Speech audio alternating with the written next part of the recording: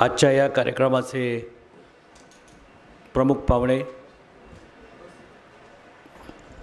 मुंबई उच्च न्यायालयाचे माजी न्यायमूर्ती पुखराज बोरा साहेब, ज्यांच्या प्रेमानं आपण सगळेजण आज या पुस्तक प्रकाशनासाठी जमलोत, ते माननीय बी.जी. वाघ साहेब, ज्यांच्या पुस्तकाचं आज आपण प्रकाशन करणार आहोत. नाशिकच्या पुस्तक चळवळीला आणि सर्व सांस्कृतिक चळवळीला गेले 40-50 वर्षापासून अतिशय खंबीरपणे मार्गदर्शन करणारे आमचे मित्र श्री वसंत खैरनार, ग्रंथालयाचे सर्व मान्यवर, उपस्थित सर्व मान्यवर, खूप मान्यवर उपस्थित आहेत. काहींचं नाव घेण्याचा मोह होतो, पण त्याच्यामुळे बाकीच्यांवर अन्याय होऊ नये म्हणून काही प्रत्येकाचा उल्लेख करत नाही. सर्वच मान्यवर.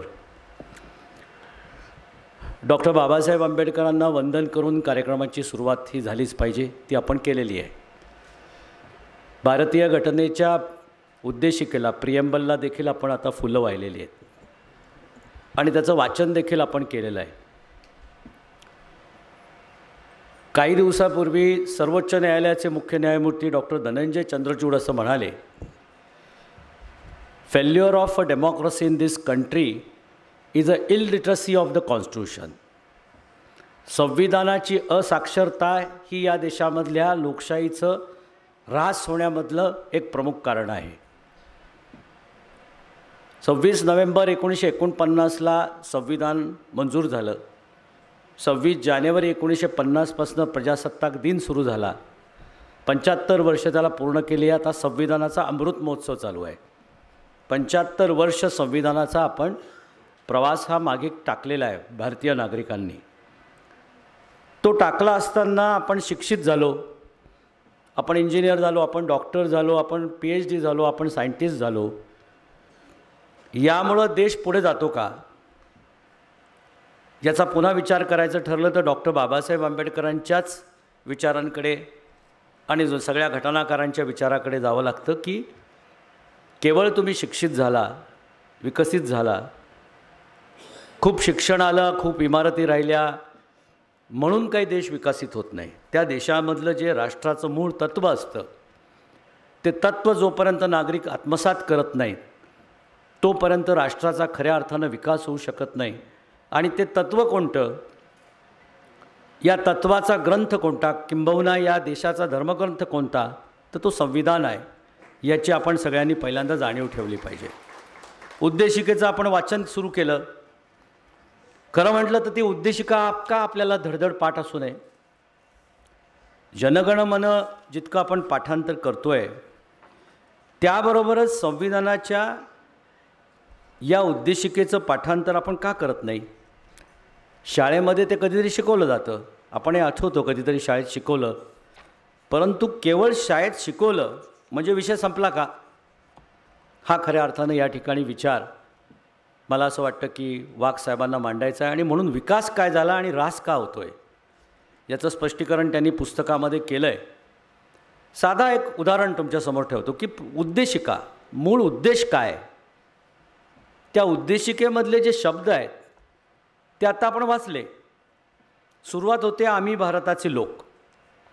आम्ही भारताच्या लोकांनी ही संविधानाची निर्मिती केलेली आहे.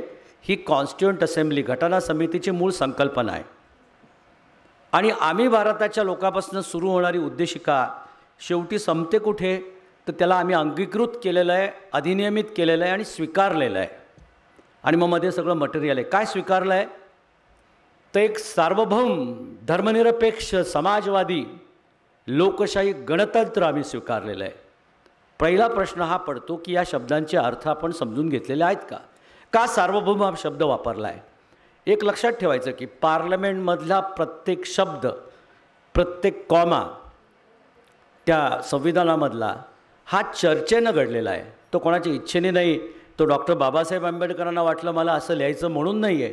त्याच्यावर फार मोठी चर्चा झाली. 2 वर्षाच्या चर्चेनंतर जो सार आला, त्या सारमधनं जे काही घडलं ते 26 नोव्हेंबर 1949ला अधोरेखित झालं की आम्ही अंगीकृत केलं. सार्वभौम शब्द का, राज्यशास्त्राचे जे लोक असतात त्यांना कदाचित थोडंफार माहिती असतं. सार्वभौम हा शब्द असा वापरला की इंग्रजांच्या त्या मागच्या राज्यसत्तेमधनं ज्यावेळेस भारताचं स्वातंत्र्य मिळून नवं राज्य निर्माण करायचं, लोकशाही करायचं, त्यावेळेस ती लोकशाही इंग्लिश लोकशाहीपेक्षा बळकट आणि मोठी असली पाहिजे हा विचार पुढे आला. इंग्लंडची लोकशाही ही सगळ्यात जुनी लोकशाही आहे, 700 वर्षाची जुनी लोकशाही आहे. इंग्लंडच्या लोकशाहीला कुठल्याही प्रकारची संविधान नाही, कॉन्स्टिट्यूशन नाही आहे. तिथे काय घडलं 700 वर्षात त्या प्रेसिडेंट्सवर, त्या घटनांवर तिथली लोकशाही अवलंबून आहे. आणि इंग्लिश लोकांना ज्यावेळेस विचारतात की तुम्हाला कॉन्स्टिट्यूशन नाही, ते म्हणतात काही गरज नाही, आम्ही जन्माला येतो त्याच दिवशी आमच्या अंगामध्ये डेमोक्रेसी ही भिनलेली असते, असं लोकशाहीमधलं वर्णन इंग्लिश लोक करतात. पण मग प्रश्न आपल्या पार्लमेंटमध्ये असा उपस्थित राहिला की ते सार्वभौम आहेत का? आपण विचार करा, इंग्लंडची लोकशाही सार्वभौम नाही, कारण इंग्लंडच्या लोकशाहीच्या वर एक राजा आहे, एक किंग आहे, एक क्वीन आहे, त्यांच्या आदेशानं लोकशाही चालते.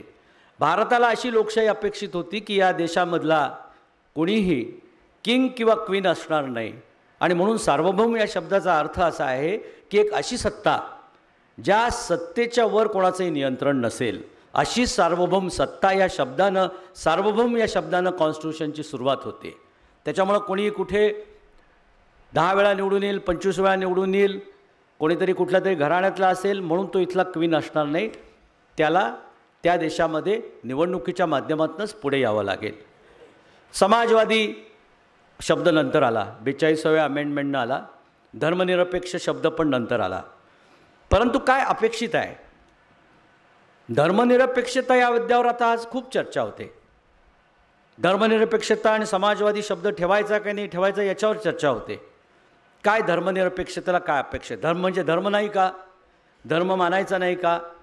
तसं म्हटलं तर पुढच्या आर्टिकलमध्ये, मूलभूत अधिकारांच्या आर्टिकलमध्ये संविधान हा आर्टिकल 26 प्रमाणे मूलभूत अधिकार आहे.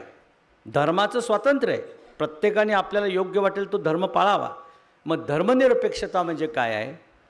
तर एक असं राज्य, एक अशी सत्ता ज्या सत्तेला स्वतःचा धर्म नसेल, जिथे धर्माचं स्वातंत्र्य असेल, कोणी कुठले धर्म स्वीकारायचा त्याचं स्वातंत्र्य असेल, पण निर्माण होणाऱ्या सत्तेला कुठल्याही प्रकारचा धर्म नसेल किंवा धर्माच्या तत्वावर राज्य चालणार नाही. ही धर्मनिरपेक्षतेची साधी व्याख्या घटनाकारांनी करून ठेवलेली आहे, ती आपण लक्षात ठेवली पाहिजे. मग त्याही वेळेस 85% हिंदू होते, मग का हिंदू राष्ट्र झालं नाही? का ही धर्मनिरपेक्षता आली? तर राज्य चालवताना धर्माचा विचार होणार नाही, या दृष्टीनं धर्मनिरपेक्ष हा शब्द तिथे आलेला आहे. पुढचा लोकशाही हा एक शब्द येतो, तो सगळ्यांना माहिती आहे. पण एक शब्द आपण विसरलेलो आहे, गणतंत्र, रिपब्लिक. त्याला शब्द काय? रिपब्लिक. डॉक्टर बाबासाहेब आंबेडकर जेव्हा राजकारणात आले तेव्हा त्यांनी रिपब्लिकन पार्टी ऑफ इंडिया काढली. काय शब्दाचा अर्थ आहे रिपब्लिक? या शब्दाचा अर्थ काय? आपण विचार करा. रिपब्लिक या शब्दामधनं असा अभिप्रेत आहे घटनाकारांना की या देशामधल्या प्रत्येक सत्ताची केंद्र, प्रत्येक सत्तेची केंद्र आणि प्रत्येक राज्याची केंद्र ही फक्त आणि फक्त निवडणुकीच्या माध्यमातूनच निर्माण होतील. हे रिपब्लिक या शब्दाचा अर्थ आहे. गणतंत्र या शब्दाचा अर्थ आहे की कोणी कोणाला अपॉइंट नाही करणार, तो लोकशाहीमध्ये निवडून दिला जाईल, निवडणुकीच्या माध्यमातून निवडून दिला जाईल. आणि म्हणून गणतंत्र, रिपब्लिक हा शब्द त्या ठिकाणी येतो. अशा पद्धतीचा हा जो काही आपला उद्देशिकेचा प्रवास आहे, त्या प्रवासाची खऱ्या अर्थानं साक्षरता आणि त्याचं सिंहावलोकन 75 वर्ष झाल्यानंतर तरी आपण करणार की नाही करणार? आपण इंजिनियर आहोत, आपण डॉक्टर आहोत, आपण वकील आहोत, आपण न्यायाधीश आहोत.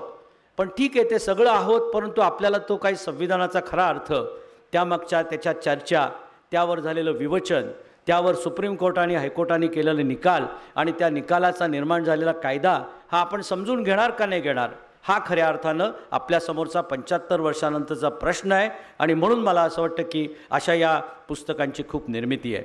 या उद्देशिकेमध्ये हे सगळं राज्य, सार्वभौम लोकशाही, गणतंत्र राज्य निर्माण करून काय करायचं आहे, तर ते पुढे आपण वाचलं की आपल्याला स्वातंत्र्य, समता, न्याय निर्माण करायचे वेगवेगळ्या क्षेत्रातली, आणि आपल्याला हे सगळं राष्ट्र निर्माण करायचं आहे. डॉक्टर बाबासाहेब आंबेडकरांना 1975 साली 1953 साली BBC लंडनमध्ये त्यांचा इंटरव्ह्यू घेण्यात आला आणि विचारलं की डॉक्टर बाबासाहेब, या उद्देशिकेमधले हे इतके शब्द आहेत, या शब्दांमधला तुमच्या हृदयाच्या जवळचा सगळ्यात जवळचा शब्द कोणता?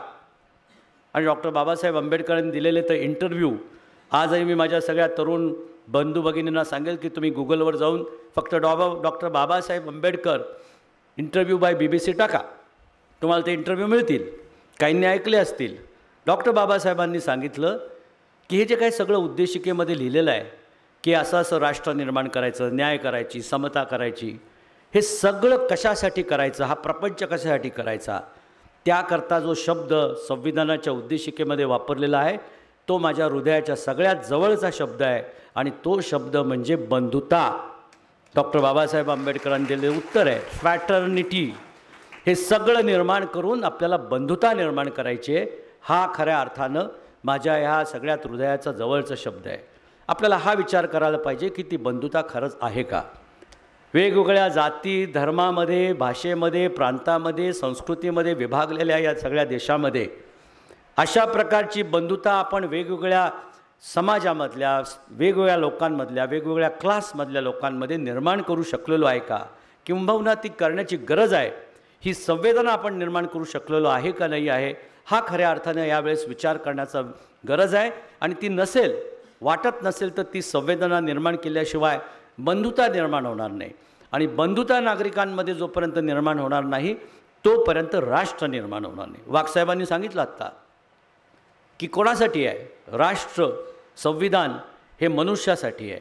आणि त्या मनुष्यासाठी जर ते असेल तर त्या एका मनुष्याची दुसऱ्या मनुष्याप्रती बंधुता, सर्व भेदभाव बाजूला ठेवून जोपर्यंत निर्माण होत नाही तोपर्यंत लोकशाही खऱ्या अर्थानं या देशामध्ये स्थापित होत नाही आणि तिचं खऱ्या अर्थानं अर्थपूर्ण असं आपण जगू शकत नाही.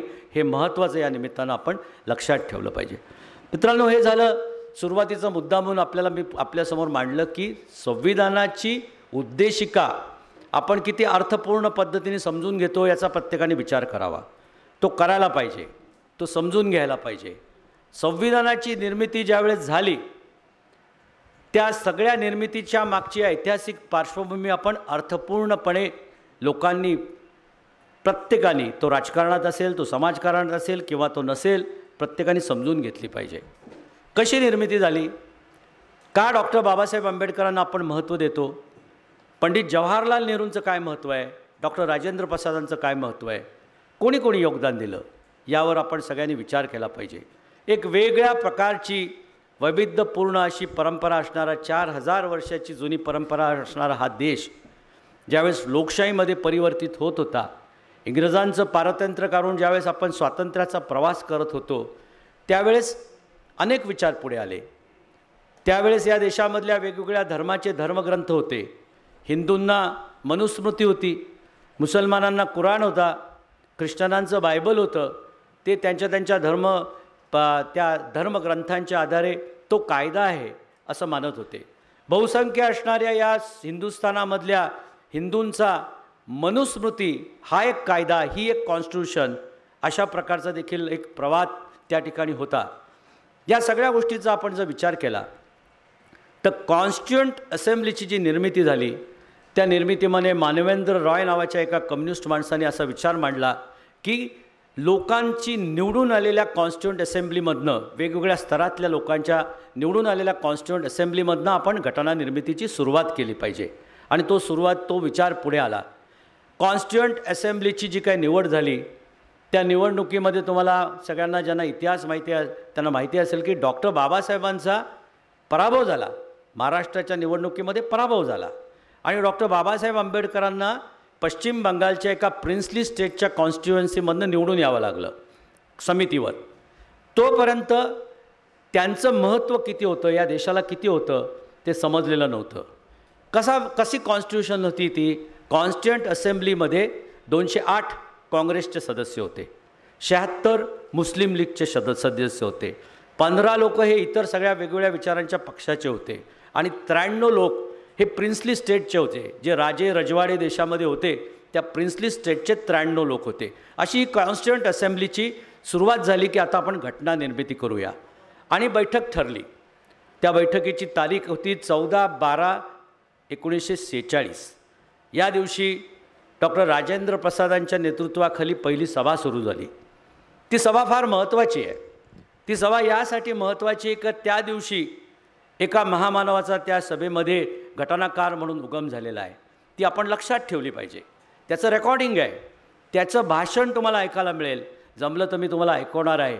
डॉक्टर बाबासाहेब आंबेडकरांचा जो काही रोल आहे या घटनामधला तो आपण समजला पाहिजे आणि तो जातीबाह्य धर्मबाह्य सगळ्यांनी स्वीकारला पाहिजे, समजला पाहिजे. या सभेची सुरुवात झाली. त्या सभेमध्ये मुस्लिम लीगनं बहिष्कार टाकला. 76 लोकांनी बहिष्कार टाकला. हिंदुस्थान पाकिस्तानाच्या बद्दलचा वाद सुरू झाला होता आणि मुस्लिम लीगला पाकिस्तानाची निर्मिती करायची होती. त्यांनी सांगितलं की या सभेवर आमचा बहिष्कार. 76 लोकांचा बहिष्कार आहे. सभा कसली आहे तर लोकशाहीचं संविधान निर्माण करण्याची आहे, लोकशाही निर्माण करण्याची सभा आहे. त्या सभेमध्ये एक प्रसिद्ध बॅरिस्टर होते, बॅरिस्टर जयकर. त्या बॅरिस्टर जयकरांनी एक ठराव ठेवला की आपण ज्यावेळेस लोकशाही निर्माण करतो आहोत आणि ज्यावेळेस 76 लोकांनी या सभेला बहिष्कृत केलेलं आहे त्यावेळेस आपण ही सभा सभाशास्त्राप्रमाणे घेऊ नये, आपण ही सभा तहकूब केली पाहिजे, असा बॅरिस्टर जयकरांचा ठराव आला. बॅरिस्टर जयकरांचा तो ठराव आणि त्याच्यावरची चर्चा सुरू झाली. सभागृह भरलेलं आहे. डॉक्टर राजेंद्र प्रसाद अध्यक्ष म्हणून बसलेले आहेत. सभेमध्ये कोणी भाषण करायची याची यादी ठरलेली आहे. त्या यादीवर डॉक्टर बाबासाहेब आंबेडकरांचं नाव 150 क्रमांकावर आहे. कारण तोपर्यंत डॉक्टर बाबासाहेब आंबेडकर कोण हे देशाला कळालेलंच नाही आहे. सभेमध्ये गोंधळ सुरू झाला. काँग्रेसचे लोक म्हणायला लागले की नाही, आता आपला बहुमत आहे, मुस्लिम लीगला नसेल यायचं तर त्यांना बाजूला ठेवा आणि आपण आपल्या आता कॉन्स्टिट्यूशनची निर्मिती सुरू करा, आपल्याकडे मेजॉरिटी आहे. What is a role of a majority and what is a role of a minority in a democracy, हे बाबासाहेब आंबेडकरांचं स्पीच आहे, जे आजही लागू होतं आणि जे आजही राज्यकर्त्यांपासून नागरिकांनी समजून घेतलं पाहिजे. आणि गोंधळ सुरू झाला. डॉक्टर राजेंद्र प्रसादांना कळेना की करायचं काय, असा गोंधळ, अभूतपूर्व गोंधळ झाला.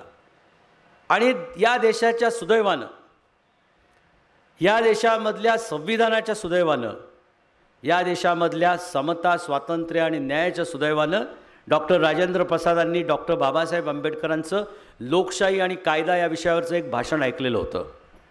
त्या गोंधळामध्ये त्यांच्या डोक्यामध्ये अचानक विचार आला की आपण डॉक्टर बाबासाहेब आंबेडकरांना याच्यावर बोलूया. आणि 150 क्रमांकावर असणारं ते त्यांचं जे काही नाव होतं डॉक्टर बाबासाहेब आंबेडकरांचं, त्यांनी पहिल्या क्रमांकावर पुकारलं, डॉक्टर BR आंबेडकर. बघा चित्र कसं आहे. समोर गोंधळ चाललेला आहे, सगळे लोक आरडाओरडा करतायत.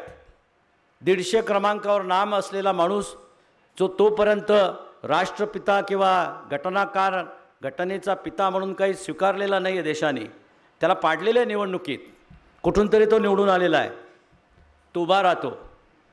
आणि त्यांनी भाषण सुरू केलं की what is a resolution of barrister Jayakar. Jayakar काय म्हणतायत, लोकशाहीची निर्मिती करत असताना मायनॉरिटीचा रिस्पेक्ट केला नाही तर ती लोकशाही नाही. मेजॉरिटी कोण आहे? मेजॉरिटी ही काही रूलर नाही आहे. Majority is given to respect the minority of the democracy. तो जर तुम्ही विचार करणार नसाल तर त्यामध्ये तुमचं कुठल्याही प्रकारचं लोकशाहीमधलं तत्त्व मोठं होणार नाही. मित्रांनो विचार करा. आणि बाबासाहेब आंबेडकर बोलत गेले, बाबासाहेब आंबेडकर बोलत गेले, सभा शांत होत गेली आणि लोकांनी संपूर्णपणे ती सभा ऐकली. आणि ऐकल्यानंतर डॉक्टर बाबासाहेब आंबेडकर खाली बसले आणि लोकांनी सांगितलं की yes, meeting is adjourn because there is objection of the minority. काय प्रभावी भाषण होतं डॉक्टर बाबासाहेब आंबेडकरांचं. नुसतं डॉक्टर बाबासाहेब आंबेडकर आणि जय भीम म्हणून संपणार नाही विषय. डॉक्टर आंबेडकर काय चीज आहे हे जर तुम्ही आम्ही समजून घेतलं नाही आणि फक्त माझ्या जातीचे, माझ्या धर्माचे म्हणून जय शिवाजी आणि जय आंबेडकर करत जर राहिलो तर डेमोक्रेसीचा पराभव झाल्याशिवाय मित्रांनो राहणार नाही. हे आंबेडकरांचं भाषण आहे. December 16. Leave all that aside. This is too big a question to be reduced to the position of merely gathering. एक कार्यक्रम झाला 14 एप्रिलला साहेब बॉम्बे हायकोर्टाचा. त्या कार्यक्रमाला सगळे सुप्रीम कोर्टाचे जज आले ठाण्यामध्ये आणि कार्यक्रमाचं स्टेट लॉयर कॉन्फरन्स 14 एप्रिल आंबेडकरांची जयंती, डॉक्टर बाबासाहेब आंबेडकरांची. आम्ही आधी बसलो, करायचं काय आता आंबेडकर जयंतीला. कोणी म्हणे आपण हे कवन म्हणू, कोणी म्हणे आपण हे गाणं म्हणू.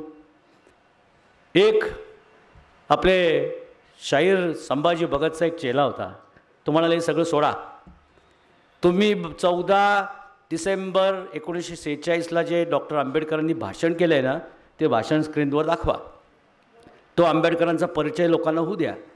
माझ्या बाजूला 3 सुप्रीम कोर्टाचे जज बसलेले होते. ते भाषण मागं सुरू झालं, हेच जे तुम्हाला ऐकलं ते इंग्लिश, ते प्रोनाउन्समेंट. सुप्रीम कोर्टामधले एक जज म्हणाला, oh doctor Ambedkar speaks better than Nariman. त्याला तेव्हा रिअलाईज झालं जेव्हा स्क्रीनवर पाहिलं. तोपर्यंत सवाल काय आहे की डॉक्टर आंबेडकरांचा हा जो उदय हा या देशासाठी यासाठी महत्त्वाचा ठरला, कारण डॉक्टर आंबेडकरांनी सांगितलं की धर्म बाजूला ठेवा, वेगवेगळे लोक जर करायचे असेल तर मानवता, बंधुता याला केंद्रबिंदू ठेवून आपण कॉन्स्टिट्यूशनची उभारणी करू. हा विचार डॉक्टर आंबेडकरांनी त्या ठिकाणी मांडला. डॉक्टर आंबेडकरांनी एकट्याने कॉन्स्टिट्यूशन केली का? तर नाही. तुम्ही इतिहास बघा, डॉक्टर आंबेडकरांनी एकट्याने ते सगळं लिहिलं का? तर नाही.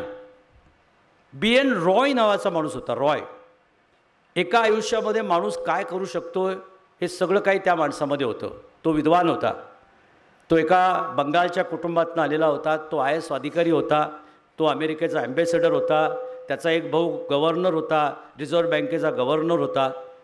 त्याला पंडित नेहरूंनी आणला शोधून आणि सांगितलं की तू लीगल ॲडवायझर, कॉन्स्टिट्युएंट असेंब्ली म्हणजे काय याचं चित्र तुम्ही नेटवर जाऊन बघा, तुम्हाला तिथे दिसेल. Legal adviser BN Roy. त्यांनी कॉन्स्टिट्यूशनचा एक मसुदा तयार केला. अजून एक व्हाईस चेअरमन होते, त्यांनी एक कॉन्स्टिट्यूशनचा मसुदा तयार केला. वेगवेगळ्या देशांच्या कॉन्स्टिट्यूशनचे आणले.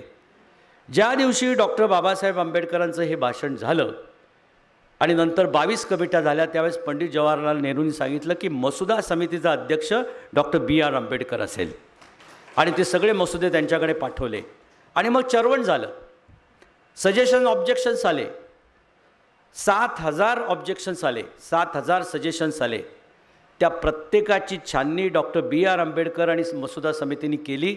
त्याच्यातले 2000 रिजेक्ट, 5000 रिजेक्ट केले आणि 2000 ॲक्सेप्ट केले. प्रत्येकाचं जजमेंट दिलं, हे मी का स्वीकारतोय आणि हे मी का नाकारतोय. आणि तो सगळा मसुदा तयार झाल्यानंतर पार्लमेंटमध्ये चर्चेला ज्यावेळेस गेला, त्यावेळेस हे जे BN रॉय होते ते उभे राहिले आणि म्हणाले की 478 सगळे त्यावेळेस संसदेचे सदस्य होते. त्यांना सांगितलं की बाबांनो, कॉन्स्टिट्युएंट असेंब्लीचे सदस्य होते 400. त्यांना सांगितलं बाबांनो, आता एक माणूस पुरेसा आहे तुम्हाला सगळ्यांना उत्तर द्यायला. आम्ही कोणीही बोलणार नाही, तुम्हाला जे प्रश्न विचारायचे असतील ते एका माणसाला विचारा. आणि त्याला म्हणतो ना वन हँड बॅटिंग, तशी डॉक्टर आंबेडकरांनी वन हँड बॅटिंग करून प्रत्येकाच्या प्रश्नाला उत्तरं दिली आणि मग कॉन्स्टिट्यूशन निर्माण झाली. आणि म्हणून कॉन्स्टिट्यूशनमध्ये हे सगळं आलं, स्वातंत्र्य आलं, समता आली. We the people of India का आलं? चर्चा झाली. कोणी म्हणे आपण देवाच्या नावानं म्हणू, कोणी म्हणे आपण धर्माच्या नावानं सुरुवात करू. We the people of India. Pandit Jawaharlal नेहरूंचं पण योगदान आहे. जेम विल्सन्स नावाचा एक कवी, ज्याच्या कवितेच्या आधारे अमेरिकेची कॉन्स्टिट्यूशन बघितली, त्यांनी कविता लिहिली we the people of America. आणि ती we the people of America ही कॉन्स्टिट्यूशन खूप प्रसिद्ध झाली आणि लोक त्याच्याने भारावून गेले. लाखो करोडो लोक त्या कविता म्हणू लागले. त्याच्यातनं अमेरिकन कॉन्स्टिट्यूशनची निर्मिती झाली. आणि म्हणून लोकशाहीच करता we the people of India ही ही ही संकल्पना पंडित नेहरूंनी आणली. पंडित नेहरूंनी अनेक संकल्पना त्याच्यात टाकल्या. ऑब्जेक्टिव्ह रिझॉल्युशन्स आणले, फंडामेंटल राईट आणले. फंडामेंटल राईट ज्या दिवशी चर्चेला आले त्या दिवशी डॉक्टर आंबेडकर उभे राहिले आणि म्हणाले की हक्क देऊन उपयोग नाही, हक्कांची अंमलबजावणी करणारी व्यवस्था असली पाहिजे. आणि म्हणून writ petitions article 32, article 226, article 227 ची संकल्पना डॉक्टर आंबेडकरांनी त्या ठिकाणी मांडली. हे मी पुस्तक लिहिलं. त्या पुस्तकाला जस्टिस गवईंनी प्रस्तावना लिहिताना सांगितलं की आंबेडकरांचं एवढंच एक योगदान जरी सगळ्यांनी समजून घेतलं की आर्टिकल 32ची निर्मिती त्यांनी केली, रिट पिटिशन्सची निर्मिती डॉक्टर आंबेडकरांनी केली. म्हणून मूलभूत अधिकार कुठे झाला तर आपण काय करतो, रिट पिटिशन्स करतो आणि त्या रिट पिटिशनच्या आधारे हा सगळा कायदा पुढे विकसित होत गेलेला आहे. सो या माणसाचं खूप मोठं योगदान आहे. त्याला आपण केवळ कुठल्या तरी एखाद्या जातीच्या, धर्माच्या, कुठल्या तरी विचाराच्या, पक्षाच्या कक्षांमध्ये बघतोय. आणि म्हणून एका प्रसिद्ध कवीने म्हटलं आहे की एक तो ज्वालामुखी होता. तुम्ही आम्ही चळवळीतल्या लोकांनी ज्वालामुखीचा वापर हा चिलीम पेटवण्यासाठी केला. ज्वालामुखी कशासाठी असतो, युगाची निर्मिती करण्याकरता असतो, युग निर्माण करतो ज्वालामुखी. त्यापेक्षा तुम्ही आम्ही त्याचा वापर कशासाठी करतोय तर चिलीम पेटवण्यासाठी करतोय. अशा प्रकारचं वाक्य एका चळवळीतल्या मोठ्या कवीने म्हणून ठेवलेलं आहे. मित्रांनो, हा झाला घटनेचा प्रवास. या सगळ्या प्रवासामध्ये आपल्याला निश्चित आपल्या सगळ्या मोठ्या अशा मागच्या कल्चरल हेरिटेजचा, संस्कृतीचा अभिमान असला पाहिजे. तो असायलाच पाहिजे. तो संविधानामध्ये देखील उमटलेला आहे. संविधानाचं मूळ चित्र तुम्ही काढून बघा, मूळ पुस्तक तुम्ही काढून बघा. त्या पुस्तकावर 22 चित्र रेखाटलेली आहेत. 22 चित्र. ती चित्र का रेखाटलेली आहेत याचा विचार मला असं वाटतं नागरिक म्हणून आपण केला पाहिजे. रामायणापासून सुरुवात होते आणि अकबरापर्यंत संपते. अशा प्रकारची 22 हेरिटेजची पुस्तकं आहेत. अशी चित्र त्या ठिकाणी आहेत. मराठी माणूस म्हणून आपल्याला सगळ्याच अभिमान वाटला पाहिजे की शिवाजी महाराजांचं चित्र त्याच्यामध्ये एक आहे. त्या 22 चित्रांमध्ये शिवाजी महाराजांचं एक चित्र आहे. काय विचार झाला पाहिजे. आणि ज्यावेळेस आज समाजामध्ये एक कोणीतरी म्हणतं शिवाजी महाराज, एक कोणीतरी म्हणतं आंबेडकर, अजून कोणीतरी म्हणतं फुले, हा सगळा जो काही आहे हा वैचारिक प्रवास नक्की काय आहे हे विचारवंतांनी तरी विचार करायला पाहिजे ना. कोणी मांडलं? शिवाजी महाराजांचं हे योगदान लोकशाही निर्माण करणाऱ्या संविधानावर असलं पाहिजे हे ठणकावून सांगणारे पार्लमेंट डिबेटमध्ये डॉक्टर बाबासाहेब आंबेडकर होते. त्यांनी सांगितलं की शिवाजी महाराजांचं चित्र असलं पाहिजे. का असलं पाहिजे? मराठी माणूस म्हणून, महाराष्ट्राचा राजा म्हणून नाही. त्यांनी सांगितलं हा रयतेचा राजा होता, हा एक राजा होता पण लोकशाही चालवणारा राजा होता. तो जनतेचे प्रश्न समजून घेत असेल म्हणून शिवाजी महाराजांचं चित्र तिथे आलं. रणजित सिंह महाराजांचं पंजाबचं चित्र तिथे आलं. राणीबाई लक्ष्मीचं तिथे चित्र आलं. टिपू सुलतानचं चित्र तिथे आलं. रामायणापासून अकबरापर्यंतच्या या सगळ्या 22 चित्रांचा जो इतिहास आहे तो आपण समजून घेतला पाहिजे. आज ज्यावेळेस लोक त्या नावांनी समाजामध्ये तेढ निर्माण करतात त्यावेळेस आपण हे समजून घेतलं पाहिजे की छत्रपती शिवाजी महाराजांच्या नंतर आली पेशवाई. आणि पेशवाईमध्ये छत्रपती शिवाजी महाराजांचा इतिहास कुठे होता? कोणी उचलला तो? समाजाला कोणी उलगडून दाखवला? महात्मा फुलेंनी रायगडावर जाऊन शिवाजी महाराजांची समाधी साफ केली. आपल्या सगळ्यांना मान्य आहे. शिवाजी महाराजांवर 1000 शब्दांचा पोवाडा कोणी लिहिला? महात्मा फुलेंनी लिहिला. महात्मा फुलेंच्या विचारानं प्रभावित झालेले जे व्यक्तिमत्व आहेत त्यामध्ये शाहू महाराज आहेत, त्यामध्ये सयाजीराव गायकवाड आहेत आणि त्यामध्ये डॉक्टर बाबासाहेब आंबेडकर आहेत. महात्मा फुलेंनी जो शिवाजी महाराजांचं मोठेपण या महाराष्ट्राला सांगितलं, जे त्या आधीच्या पेशवाईमध्ये पुसून टाकण्याचा प्रयत्न झाला, ते मोठेपण महात्मा फुलेंनी मोठं केलेलं आहे. त्या मोठेपणाला डॉक्टर आंबेडकरांनी पार्लमेंटमध्ये मोठं करून संविधानाच्या पुस्तकावर नेऊन ठेवलेलं आहे. मग फुले, आंबेडकर, शिवाजी महाराज यांचा अंतर्गत संघर्ष कसा काय होऊ शकतो? कोणत्या विचाराचे ते होते? आपण विचार केला पाहिजे. रयतेचा राजा तो काही कुठल्या तरी मोठ्या समाजाचा, मराठा समाजाचा राजा नव्हता, तो रयतेचा राजा होता. सगळ्या छोट्या मोठ्या जमातींना एकत्र करून स्वराज्याची त्याने निर्मिती केली. त्याच्याविरुद्ध तर सगळेच खानदानी लोक त्याच्या विरोधात होते. आज एका बाजूला कुठेतरी जय शिवाजी होतो, एका बाजूला जय आंबेडकर होतो, एका बाजूला जय ज्योतिबा होतो. तिन्ही 3 टोकाला नेण्याचं काम जर लोक करत असतील तर ही विसंगती आहे. ही इतिहासाची बेईमानी आहे. इतिहासाची आपण बेईमानी करतोय आणि विचारांशी बेईमानी करतोय हे स्पष्टपणे सांगण्याचं काम मला असं वाटतं की आपल्यासारख्या सगळ्या सुज्ञान नागरिकांनी केलं पाहिजे. ते केलं तर खऱ्या अर्थानं लोकशाहीची साक्षरता, संविधानाची साक्षरता आपण आणू शकू. मित्रांनो, त्यामुळे हा सगळा ऐतिहासिक पार्श्वभूमीला देखील आपण डोळसपणे पाहिलं पाहिजे. हे सगळं करत असताना साहेबांना आता आपण ऐकणार आहोत, मी जास्त वेळ घेणार नाही, परंतु एक सांगतो की न्यायालयाचं काम देखील अतिशय प्रभावीपणे या सगळ्या संविधानाचा विकास करताना झालेलं आहे. ते न्यायालयाचं काम इतकं महत्त्वाचं आहे की 106 अमेंडमेंट झाल्या. त्या 106 अमेंडमेंटमध्ये संविधानाचा मूलभूत ढाचा हलवता आला नाही. अनेक लोकांमध्ये सत्ता आली. इंदिरा गांधीकडे सत्ता आली. इंदिरा गांधींनी सगळ्या प्रकारच्या सत्ता आपल्या हातात घ्यायचा प्रयत्न केला. एकामागे एक दुरुस्त्या करण्याला सुरुवात केली आणि केशवानंद भारतीचा खटला उभा राहिला. 13 न्यायाधीश बसले. त्यांच्यासमोर काय प्रश्न होता? त्यांच्यासमोर प्रश्न होता की पार्लमेंटला संविधानामध्ये कोणत्याही प्रकारची दुरुस्ती करण्याचा अधिकार आहे का? 13 न्यायाधीश. 66 दिवसाचा तो मेलोड्रामा आहे, एक ड्रामा आहे. त्याच्यावर पुस्तक आलेलं आहे. खरं म्हटलं तर देशामध्ये पहिलं चित्रपट त्याच्यावर व्हायला पाहिजे, इतका सब कुछ है उसमें. ड्रामा है, उसमें सस्पेन्स है, सब कुछ है. अशा प्रकारचा तो 66 दिवसाचा केशवानंद भारतीच्या खटल्याचा प्रवास आहे. 6 न्यायाधीश इकडे बसले, म्हणाले पार्लमेंटला काही पण बदल करता येईल. 6 न्यायाधीश इकडे बसले, म्हणाले अजिबात बदल करता येणार नाही. 6 वर्षे 6 झाले.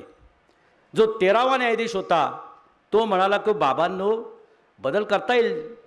संविधान हे डायनॅमिक असलं पाहिजे, समाजाप्रमाणे कायदा बदलला पाहिजे.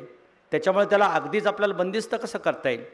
परंतु ते करायचं असेल तर तुम्हाला मूलभूत ढाचा जो आहे संविधानाचा तो हलवता येणार नाही. मूलभूत ढाचा म्हणजे काय? उद्या एखाद्याला वाटलं मला 400 आमदार खासदार सारखे मिळत आहेत, पुन्हा कशाला निवडणुका पाहिजे. मग त्याच्यात एक आर्टिकल आहे संविधानमध्ये की दर 5 वर्षानंतर निवडणुका घ्या. मग 5 वर्षाच्या ऐवजी समजा दुरुस्ती करून टाकली, 50 वर्ष केलं, काय होईल? झालं, संविधानाची दुरुस्ती झाली. न्यायाधीशांनी सांगितलं असं नाही करता येणार, हे रिपब्लिक आहे, इथे नियमितपणे निवडणुका घ्याव्या लागतील. त्याच्यामुळे बेसिक ढाचा हा आहे की 5चे 50 नाही करता येणार. धर्मनिरपेक्ष राज्य आहे, वेगवेगळ्या धर्माचे लोक एकत्र झालेले आहेत. त्या धर्मनिरपेक्ष राज्यामध्ये तुम्हाला असं नाही करता येणार की एका धर्माचं राज्य. बेसिक ढाचा आहे. कोणाला तरी वाटेल कशाला हे सुप्रीम कोर्ट हायकोर्ट पाहिजे, सारखं मध्ये येतात, करा एक चॅप्टर काढून टाका, सुप्रीम कोर्ट हायकोर्ट डिलीट. असं नाही करता येणार. मूलभूत ढाचा आहे. हा मूलभूत ढाचा ज्या न्यायाधीशांनी निर्माण केला, त्या 6 वर्षे 6 मध्ये जो 13वा न्यायाधीश होता त्या न्यायाधीशाला देखील आपण लक्षात ठेवलं पाहिजे. पुढे एक केस आली. इंदिरा गांधींनी इमर्जन्सीमध्ये सगळ्यांना जेलमध्ये टाकलं आणि प्रश्न उपस्थित झाला की मूलभूत अधिकारांचं संकोच इमर्जन्सीमध्ये करता येईल का? आणि एक खटला निर्माण झाला, ADM Jabalpur versus union of India. त्या खटल्यामध्ये हा प्रश्न निर्माण झाला की मूलभूत अधिकार म्हणजे काय. सरकारने सांगितलं की मूलभूत अधिकार देणारे कोण आहोत? कोणी निर्माण केले मूलभूत अधिकार? आम्ही निर्माण केले, आम्ही सरकारने, आम्ही संसदेने निर्माण केले. दुसऱ्या बाजूने सांगितलं असं नाही आहे. न्यायाधीश बसले, 5 न्यायाधीश बसले. मूलभूत अधिकार म्हणजे काय? सरकारला त्याचा संकोच करता येईल का, या प्रकारचा निर्णय. इमर्जन्सीचा तो काळ.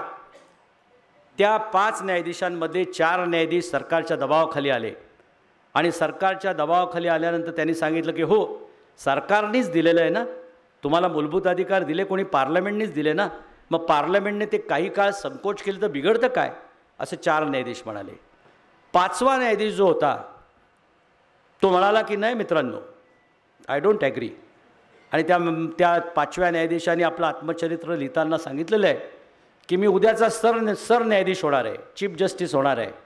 सकाळी आपल्या निकालाला जाताना आपल्या बायकोला त्यांनी सांगितलं की आज मी जो निकाल देणार आहे त्या निकालामुळे मी उद्याचा चीफ जस्टिस असणार नाही, परंतु मी जो निकाल देतो आहे त्या निकालामुळे उद्याचा भारत निश्चित राहील याची मला खात्री आहे. त्यांनी निकाल दिला. त्यांनी सांगितलं की फ्रेंड्स, आय डोंट ॲग्री.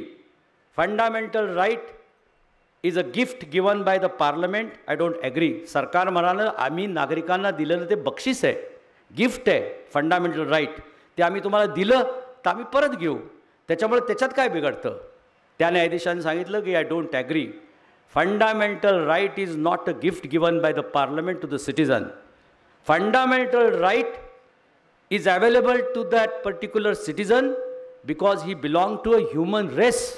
तो मनुष्य आहे म्हणून त्याला तो फंडामेंटल राईट अधिकार आहे. अभिव्यक्तीचं स्वातंत्र्य, विचारांचं स्वातंत्र्य, बोलण्याचं स्वातंत्र्य, एक्सप्रेशनचं स्वातंत्र्य, वेगवेगळ्या प्रकारचं स्वातंत्र्य, हे सगळं स्वातंत्र्य त्याला उपलब्ध आहे कारण तो मनुष्य आहे. आणि तो मनुष्य असल्यामुळं पार्लमेंटनी फक्त त्याच्यामध्ये असणाऱ्या मूलभूत जन्मसिद्ध अधिकारांवर फक्त एक कॉन्स्टिट्यूशनचं मोहर लावून एन्डॉर्स केलेलं आहे. त्याच्यामुळे तुम्हाला नाही काढता येणार. You are not a maker of that fundamental right. The human being he is the maker of that right. तो मनुष्य आहे म्हणून त्याला तो अधिकार आहे. अशा प्रकारचा जो निकाल देणारा न्यायाधीश होता त्या न्यायाधीशाला नंतर चीफ जस्टिस केलं नाही, काय हरकत नाही. त्यावेळेस इमर्जन्सी होती, कोणी त्या निकालाबद्दल लिहिलं नाही. परंतु न्यूयॉर्क टाइम्सनी त्या निकालावर अग्रलेख लिहिलेला आहे. आजही तो नेटवर ज्यांना इंटरेस्ट असेल त्यांनी बघावा. त्या अग्रलेखामध्ये न्यूयॉर्क टाइम्सने असं लिहिलं की उद्या जर भारतामध्ये लोकशाहीचं मंदिर उभं राहिलं, आणि ते राहील असं मला वाटतं की याची थोर परंपरा आहे, तर त्या मंदिराचा कळस हा या HR खन्ना नावाच्या न्यायाधीशाचा नावाचा असेल. आणि मित्रांनो, त्यानंतर त्या HR खन्नाच्या नावानंच पुढे घटनेमध्ये दुरुस्ती झाली. 77 साली ज्यावेळेस इमर्जन्सीनंतर सरकार पडलं त्यावेळेस त्याच्यामध्ये घटनेमध्ये दुरुस्ती झाली आणि घटनेच्या दुरुस्तीमध्ये लिहिलं की fundamental right is not a gift given by the parliament to the citizen but it is a inherent right of the human being. हा त्याचा मूलभूत अधिकार आहे. अशा प्रकारचे एक नव्हे अनेक निकाल सुप्रीम कोर्टाने दिलेले आहेत. एक असे निकाल आहेत, किमान 25 निकाल असे आहेत की इथल्या तरुणांनी, इथल्या सुज्ञ नागरिकांनी ते समजून घेतले पाहिजेत. काय मूलभूत अधिकार आहे, काय आर्टिकल 21 आहे. माणसाला कायद्याच्या प्रक्रियेशिवाय त्याचं स्वातंत्र्य, त्याचं आयुष्य, त्याचं प्रॉपर्टी काढून घेता येणार नाही. या एका लाईनचा अर्थ काय, या सगळ्या गोष्टींचा मला असं वाटतं विचार करण्याची वेळ आहे. आणि तो विचार योग्य वेळी झाला पाहिजे. कारण आज असं म्हणतात की संविधानाचे 4 स्तंभ आहेत. 2 स्तंभ इथे आहेत. कार्यपालिकेचं प्रतिनिधित्व आमचे वाघसाहेब करतात, न्यायपालिकेचं प्रतिनिधित्व करणारे बोरासाहेब इथे आहेत. काही आपले लोकांनी कायदा मंडळात देखील काम केलेलं असेल. 4था जो स्तंभ जो ह्या घटनेमध्ये लिहिलेला नाही आहे पण तो अभिप्रेत आहे लोकशाहीला, तो पत्रकारांचा आहे. ते पत्रकार यासाठी किती बोलतात, ते पत्रकार यासाठी काय लिहितात, याचं खरं विवेचन करण्याची गोष्ट आहे. TRPच्या राजकारणात, अर्थकारणाच्या राजकारणामध्ये पत्रकारांना जर संविधान आणि त्याचा विषय, त्यावरची चर्चा, त्यावरचे निकाल आणि त्याचे अर्थपूर्ण वाटत नसतील तर उद्याचं या देशाचं भवितव्य फारसं काही चांगलं राहणार नाही. याची जाणीव पत्रकारांना आणि त्या सगळ्या माध्यमांना करून देण्याची जबाबदारी ही सुज्ञ नागरिकांवर आहे. ती आपण पार पाडली पाहिजे. या निमित्तानं साहेबांनी जो काही घटनेचा विकास आणि ऱ्हास मांडलेला आहे त्या पुस्तकावर पुन्हा एकदा परीक्षणात्मक चर्चा निश्चितच आपण घडू. कारण आजच प्रकाशन झालं आहे, आपण सगळ्यांनी ते वाचावं. वाचून आपल्याला काय म्हणतायत त्यावर लोकांनी उघडपणे बोलावं. संविधानाच्याबद्दलच्या आपल्या मनात काय प्रश्न असतील तर ते आपण विचारावेत आणि त्याच्यावर चर्चा घडावी. अशा प्रकारचा उपक्रम यातनं चालू होईल. हे सगळं होत असताना संविधानाच्या साक्षरतेला जर आपण महत्त्व देऊ शकलो नाही, संविधानाचे खऱ्या अर्थानं घटनाकारांना अपेक्षित असणारे अर्थ आणि निकालांनी दिलेले वेगवेगळे अर्थ जर आपण समजून घेतले नाहीत तर मला असं वाटतं की खऱ्या अर्थानं आपण शिक्षित नाही, आपण अशिक्षित आहोत.